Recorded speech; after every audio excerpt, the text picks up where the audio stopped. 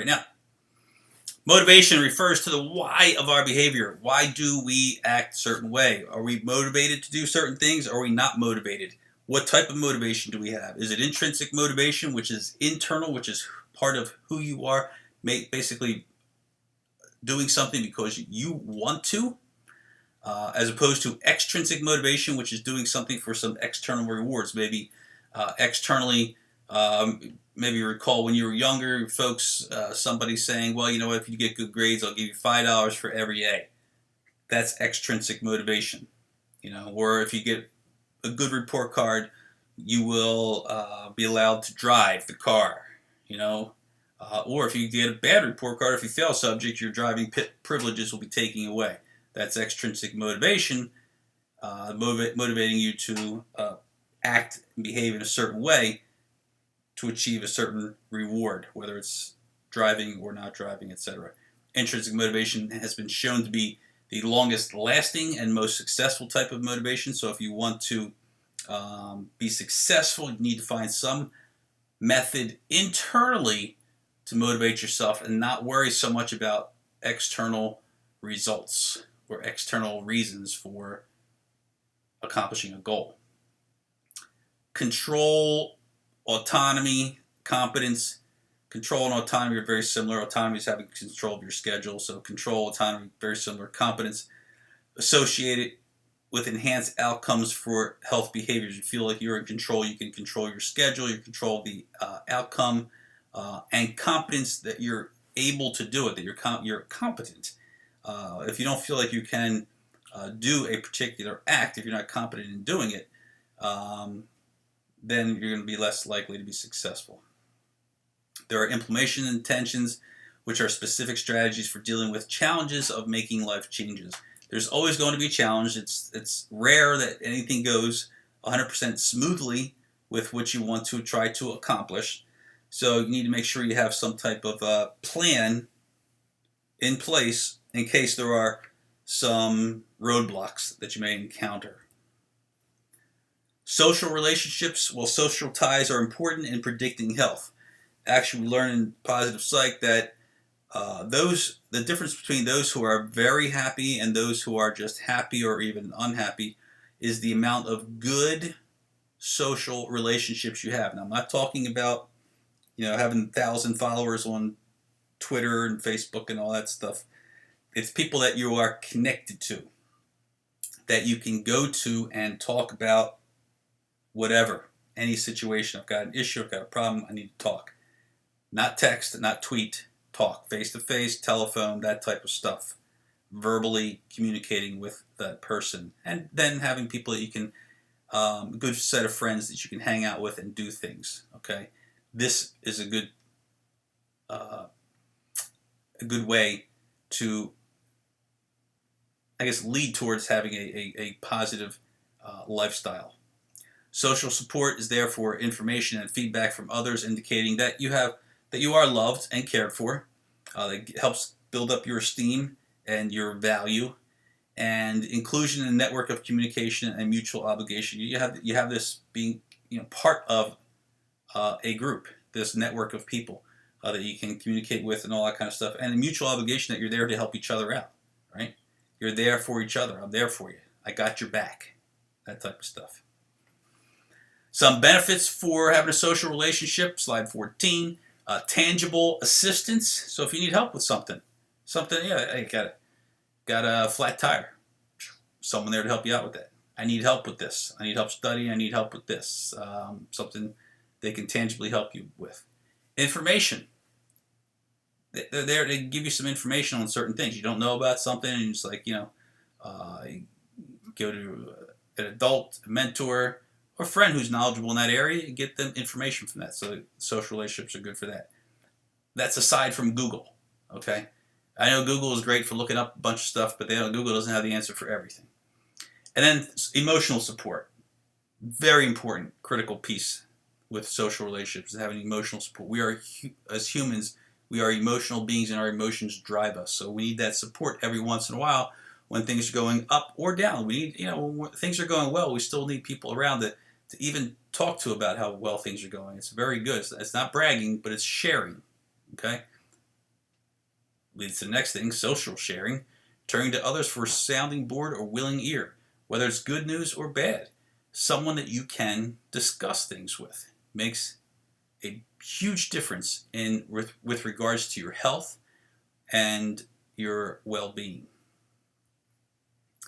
Religious faith is strongly related to maintaining a healthy lifestyle and good health, with the one caveat, okay? If your religious faith is out there to destroy other people, if your religious faith hates other people, whether it's other religions, other types of people that are different from you, this is not leading to a healthy lifestyle or good health. Okay, it's quite the opposite. But we're talking about here about the majority of religions and faiths that are, promoting positive relationships and, loving thy neighbor and all that type of stuff. Okay, it's again related to social support because you have that network of people with a similar belief system, faith system. The sense of life meaning gives you a purpose in life and is a buffer against effects of stressful life events. Okay, because you have these people here to communicate with and go to when there are problems. Personality characteristics. Conscientiousness. If you are a conscientious type person, you tend to do things that you're told are good for your health. So a conscientious person eats better, may take care of themselves physically with regard to exercise. Make sure that they don't smoke, they don't overindulge with drinking. It's okay if you're of age to have alcohol, but there are limits. 1 drink for females apparently, and 1 to 2 drinks for males, depending on the alcohol content. And if you have personal control, if you feel you have personal control, it can reduce stress and lead to problem solving if you feel self-control there. Self-efficacy, as we've talked about before, your belief in your ability to be successful. So self-efficacy influences development of healthy habits, persistence in face of obstacles. If you believe that you can accomplish a certain thing, if you come upon a stumbling block, you're more apt to continue to persist to achieve it. It's actually called Bandura's self-efficacy theory, that when your self-efficacy is high and you come upon stumbling blocks, you will continue to proceed until you become successful. Optimism. Those who have optimistic outlooks on things, looking at the glass as half full, looking at the silver lining in the cloud. This is associated with taking proactive steps to protect one's health. Optimistic people typically will take care of themselves and have a healthier, physically healthier body because they do things that are right for them. Stress. And then we'll talk about the stages. Stress.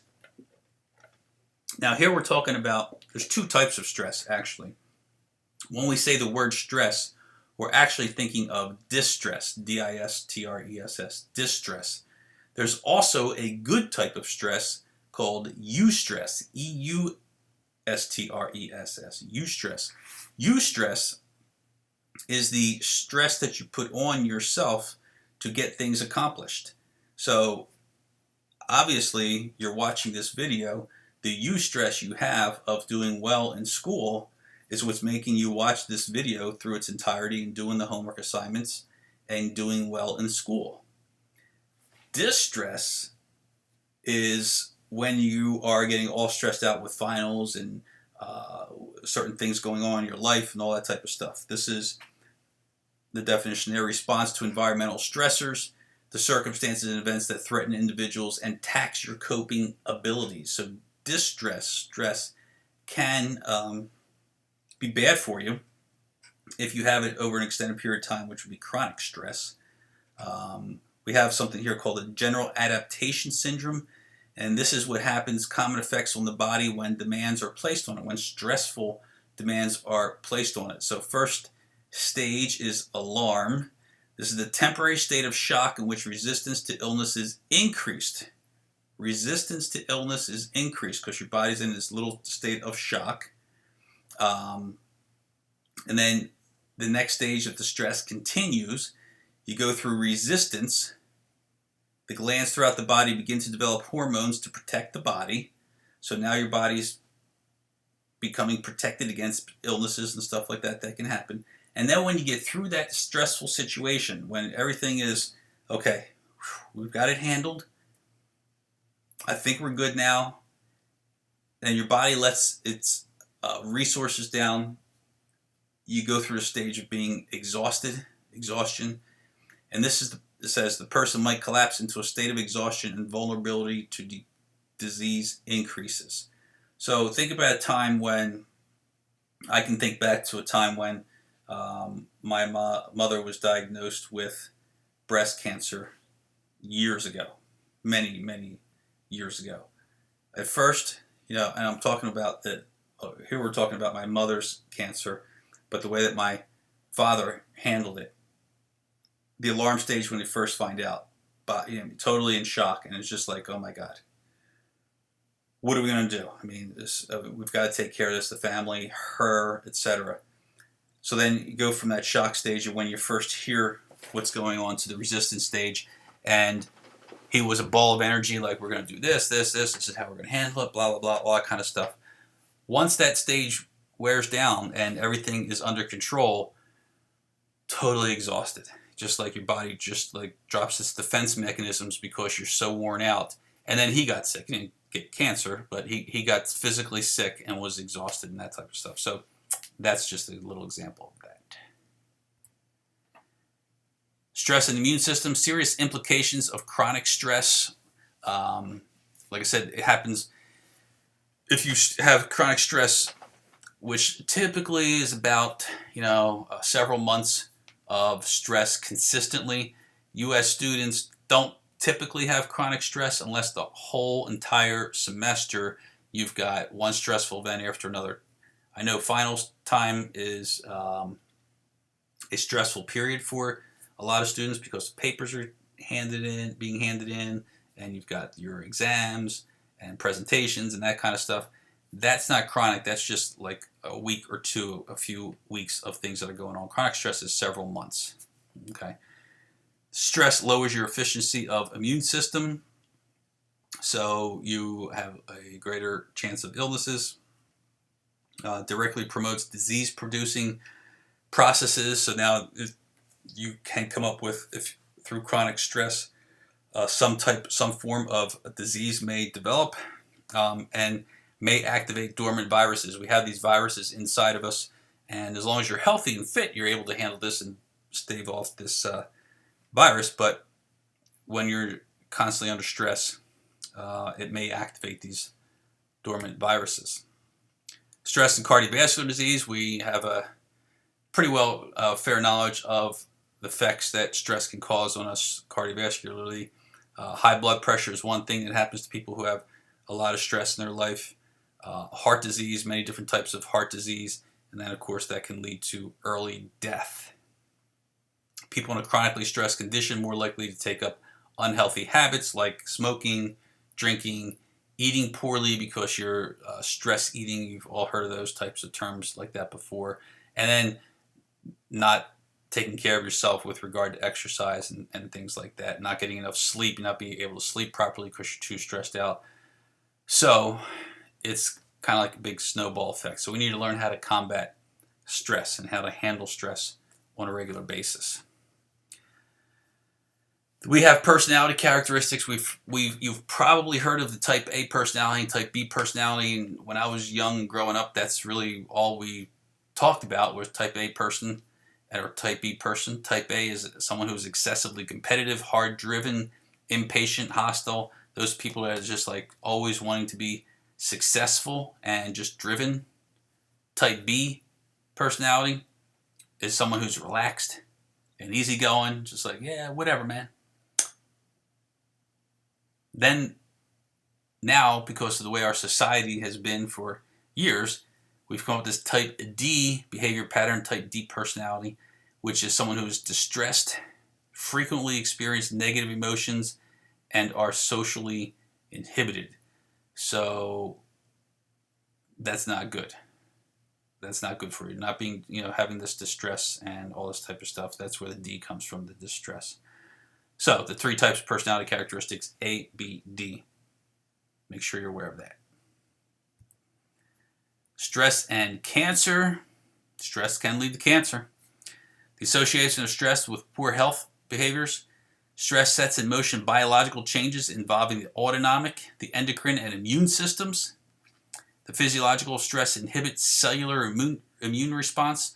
We all have cancer cells in our body. Okay. Now, they're not active, they're dormant. And we have something called the NK cell, the natural killer cell, which keeps cancer at bay and kills off cancer. When we are stressed out, when we have consistent chronic stress over extended periods of time, the NK cells don't work as well, may not work at all, and that's when cancer can bring its dirty head about and cause havoc in our body and obviously in our life. That's why we need to do whatever we can to help reduce stress, keep stress out of our lifestyle as much as possible, do things to help reduce stress, to help prevent cancer. Can't guarantee it, but it can help prevent cancer from coming about.